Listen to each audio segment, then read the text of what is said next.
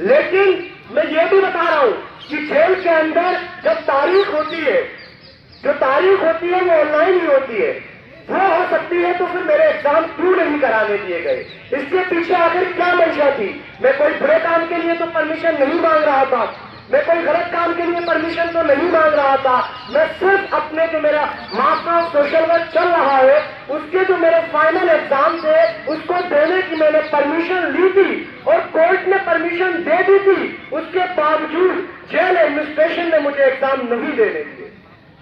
تو یہ سب درد جو ہمارے دل میں ہے ہم کس سے کہیں؟ اور یہ جو بینر پہ لکھا ہوا ہے کہ یوم سیاہ ذمہ دار کون، تو میں آپ کو بتاؤں گا یہ ذمہ دار ہم خود ہیں، ہمارے اعمال ذمہ دار ہیں۔ یہ جو 15 دسمبر ہوا تھا اس کے ذمہ دار ہمارے اعمال ہیں، ہمارے اعمال ہی ایسے ہیں کہ جس وجہ سے ہم پر یہ مصیبتیں نازل کی جاتی ہیں۔ ہم دعویٰ کرتے ہیں کہ ہم 313 کے اور ہزاروں پر ہم نے فتح پا لی تھی، تو ان کے پہلے جا کر اعمال دیکھیے، اس کے بعد بات کیجیے ہمارے اعمال کیا ہے۔ ہم سامنے تو اچھے سے بات کرتے ہیں اور پیچھے چغلی اور غیبت کرتے ہیں، پیچھے ایک دوسرے کو برا بھلا کہتے ہیں، ایک دوسرے کی ٹانگ کھینچتے ہیں، یہ نہیں چاہتے کہ کوئی ہمارے ساتھ کا نکل کر آگے کرا جائے۔ اگر کوئی تھوڑا سا فہم پا لیتا ہے تو اس کی فوراً اس کو کرٹیسائز کرنا شروع کر دیا جاتا ہے، اس کو فوراً کرٹیسائز کرنا شروع کر دیا جاتا ہے۔ ہم پر مقدمے ہوتے رہتے ہیں، کوئی آواز نہیں اٹھاتا، کوئی نہیں آتا ہمارے ساتھ میں، ہم اکیلے اس کو سہتے ہیں۔ جب فرانس والا مسئلہ ہوا، جب نبی پاک صلی اللہ علیہ وسلم کی شان میں گستاخی کی گئی، اس پر ایک چھوٹا سا پروگرام کیا گیا، اس پر میں ابھی بھی نہیں کہوں گا کہ میں نے وہ معاملہ کورٹ میں چل رہا ہے، کورٹ نے مجھے اس پہ دے دیا ہے، میں آرام سے گھوم سکتا ہوں، بول سکتا ہوں، ڈیموکریٹک طریقے سے اپنی بات کو رکھ سکتا ہوں، لیکن اس کے باوجود جس طریقے سے میڈیا نے اس کو دکھایا، اس کے باوجود جس طریقے سے ایک اخبار جس کا نام امر اجالا ہے اس نے اس کے باوجود اس پر لکھا کہ فرار ایم یو کا فرار چھاتر نیتا کسانوں کی سوچی میں شامل، یہ سب چیزیں ہمیں تکلیف پہنچاتی ہیں۔ ارے ہم سوچتے ہیں کہ ہم اس ملک کے شہری ہیں، لیکن کہیں نہ کہیں افسوس ہوتا ہے یہ دیکھ کر کہ ہمیں وہ حق نہیں دیا جاتا، وہ حق ہمیں نہیں ملتا جو ہمیں ملنا چاہیے، ہمیں وہ حق بالکل نہیں مل پا رہا ہے اور ہم اسی حق کی لڑائی لڑ رہے ہیں۔ یہ سی اے این آر سی تو ایک چھوٹی سی چیز تھی، ہماری جو اصل لڑائی ہے وہ ہمارے حق کی لڑائی ہے۔ ہم نہیں کہتے کہ اس ملک کا وزیر اعلیٰ یا وزیر اعظم ہمیں بنا دو، ہم نہیں کہتے کہ اس ملک کا راشٹرپتی ہمیں بنا دو، لیکن ہم اتنا ضرور کہتے ہیں کہ اس ملک میں جو ہمیں حق ملنا چاہیے وہ ہمارا حق ہمیں مل جانا چاہیے۔ بس یہی ہماری ڈیمانڈ ہے، بس یہی ہم حکومت سے مانگتے ہیں۔ ہمیں فرق نہیں پڑتا چاہے حکومت کانگریس کی ہو، چاہے حکومت سماجوادی کی ہو، چاہے حکومت شیو سینا کی ہو، چاہے حکومت بی جے پی کی ہو، کیونکہ ہمارا نقصان بی جے پی نے خالی نہیں کرا ہے، کانگریس نے بھی ہمارا نقصان کرا ہے، سماجوادی نے بھی ہمارا نقصان کرا ہے، ہر سیکولر پارٹی نے ہمارا نقصان کرا ہے۔ ہم نے ہمیشہ سے اپنا حق مانگا ہے اور آج ہم بی جے پی سے بھی اپنا حق مانگ رہے ہیں، ہم کوئی بھیک نہیں مانگ رہے ہیں۔ جب 1947 میں دیش آزاد ہوا تھا، جب 1947 میں دیش آزاد ہوا تھا اس وقت یہ کہا گیا تھا کہ مسلمان بھی اس ملک کا برابر کا شہری ہو۔ آج آپ کو لگتا ہے کہ ہمیں برابر کا حق ملتا ہے؟ آج آپ کو لگتا ہے کہ ہمیں برابر کے حقوق مل پاتے ہیں؟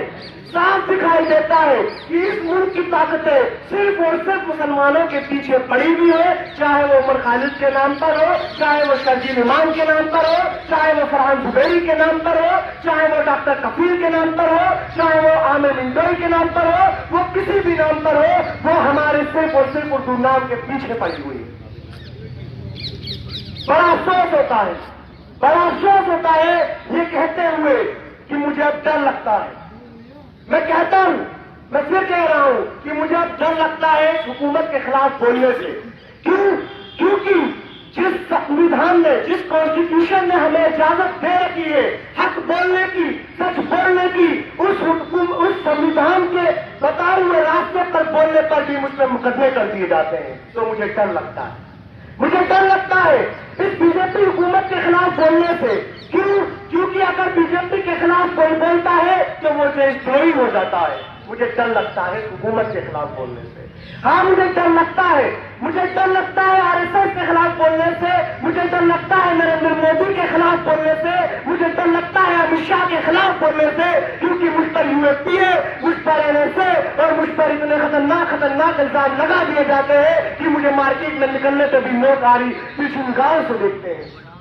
میری امیج کو اتنا ڈیفیم کیا جاتا ہے, مجھے اتنا بدنام کیا جاتا ہے کہ جیسے میں اس ملک کا کوئی شہری نہیں بلکہ اس ملک سے پیار نہ کرنے والا ایک شہری. تو مجھے افسوس ہوتا ہے.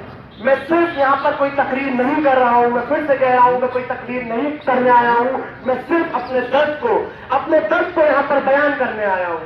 میں بتانے آیا ہوں کہ کس طریقے سے اس ملک میں لوگوں کا شوشن ہوتا ہے. میں اب یہ بھی نہیں کہوں گا کہ صرف مسلمانوں کا ہوتا ہے, اس میں دلت بھی آتے ہیں, اس میں آدیواسی بھی آتے ہیں, اس میں وہ سارے طبقے آتے ہیں جو سرکار کے خلاف آواز اٹھاتے ہیں. آج آپ دیکھ لیجئے دلی کے اندر کیا حال ہے. دلی کے اندر سکھ کس طریقے سے, کسان کس طریقے سے آندولن کر رہے ہیں, لیکن میڈیا پوری طریقے سے لگی ہوئی ہے کسی بھی طریقے سے اس کو کمیونل دے دیا جائے. میں بھی چاہتا ہوں کہ میں اس آندولن میں جاؤں, میں بھی ڈیموکریٹک طریقے سے میرے فادر بھی کسان ہیں, میں بھی کسان بیک گراؤنڈ سے آتا ہوں, میں بھی چاہتا ہوں کہ میں اس کسان آندولن کا جا کے حصہ بنوں. لیکن اب مجھے ڈر لگتا ہے کہ اگر میں اس کسان آندولن میں گیا تو اب وہ مجھے کسان کا بیٹا نہ دکھا کر بلکہ ایک مسلم لیڈر دکھا کر, ایک فرحان زبیری دکھا کر, ایک علی گڑھ مسلم یونیورسٹی کا طالب علم دکھا کر اس کو کمیونل کر دیں گے. مجھے اس لیے ڈر لگتا ہے اپنی پہچان بتانے میں, لیکن میں پھر بھی نہیں ڈروں گا. میں حق بولتا تھا, حق بولتا ہوں اور حق بولتا رہوں گا. میں جب تک میں ڈیموکریٹک طریقے سے حق بولتا رہوں گا, میں بتاتا رہوں گا اس حکومت کو کہ ہم نہ جھکنے والے تھے نہ جھکیں گے, ہم حق پر تھے اور حق پر رہیں گے. چاہے یہ ہمیں سولی پر چڑھا دے, چاہے یہ ہمیں زندگی بھر کے لیے جیلوں میں ڈال دے, لیکن یہ آواز رکنے والی نہیں ہے. یہ خلافت رکنے والی نہیں ہے, یہ مخالفت رکنے والی نہیں ہے. ہم ہمیشہ سے حق بولتے آئے ہیں. بہت طریقے سے ہمیں ڈرایا جاتا ہے, ہمارے اوپر مقدمے کیے جاتے ہیں, ہماری یونیورسٹیز کو, ہمارے انسٹیٹیوشن کو ٹارگیٹ کیا جاتا ہے. جو بھی ان کے خلاف آواز اٹھاتا ہے اس پر مقدمہ کر دیا جاتا ہے, اس کو اٹھا کے جیلوں میں ڈال دیا جاتا ہے, اس پر NSA لگا دی جاتی ہے, اس پر UAPA لگا دی جاتی ہے, اس پر سیڈیشن لگا دی جاتی ہے. مجھ پر بھی سیڈیشن لگایا تھا, میں بھی 100 دن جیل میں لے کر آیا ہوں. مجھے پتا ہے کہ وہ 100 دن میرے کیسے گزارے, مجھے پتا ہے کہ میری ماں نے کس طریقے سے رو کر مجھے یاد کیا. میں وہ سب درد آپ کو بتانے آیا ہوں.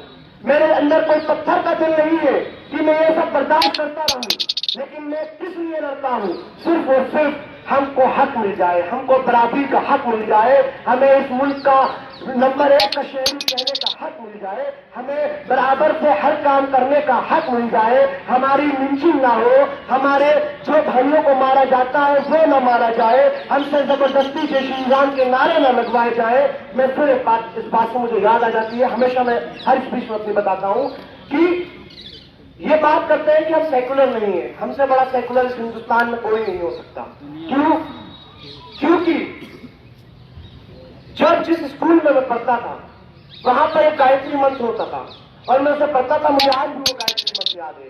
اوم بھور بھوہ سوہا تسے بڑے نیم گربھو دیو شنی مری دیو یونا کچودیا.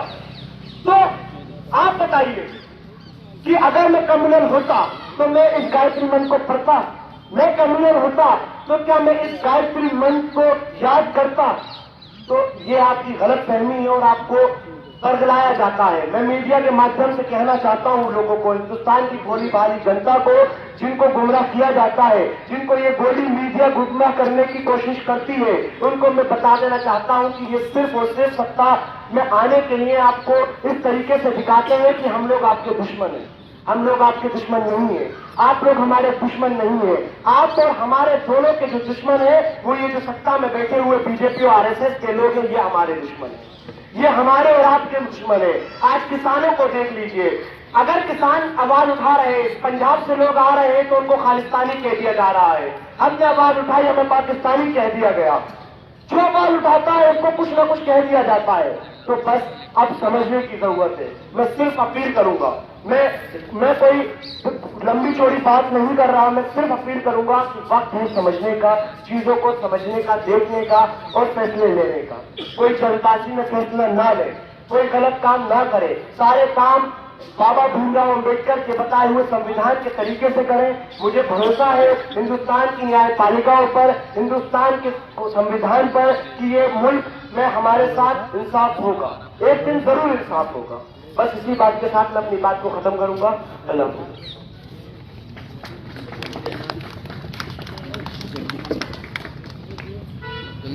इस प्रोग्राम के बाद कैंडल मार्च है बैक पॉइंट से बाबे सैयद, जो यौम सियाह जो आप देख रहे हैं,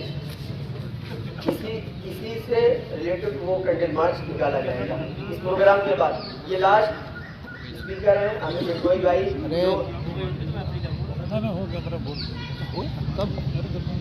MU पार्टीशन कमेटी